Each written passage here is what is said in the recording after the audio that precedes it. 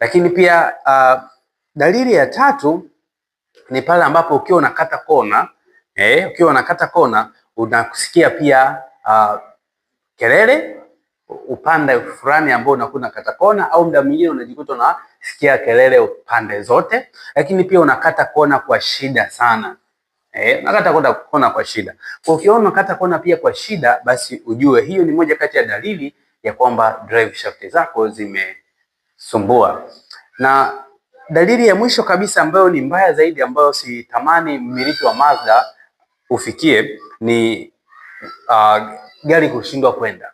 Unakuta unapoteza udhibiti ukiwa barabarani. Kwa hiyo unajikuta huwezi kucontrol tena gari yako. Unakanyaga mafuta lakini gari haiendi kokote. Maanake hapo tayari drive shaft zimeshaachia kwenye CV joint. Kwa hiyo hamna tena drive shaft zikifanya kazi. Kwa hiyo pia ni dalili ambayo ni mbaya zaidi. Kama ulikuwa safari ndefu, unaweza ukajikuta gari yako inaanza kubebwa na kupelekwa kwa fundi, au mafundi waje hapo hapo watengeneze gari kwa sababu haiwezi kwenda kokote.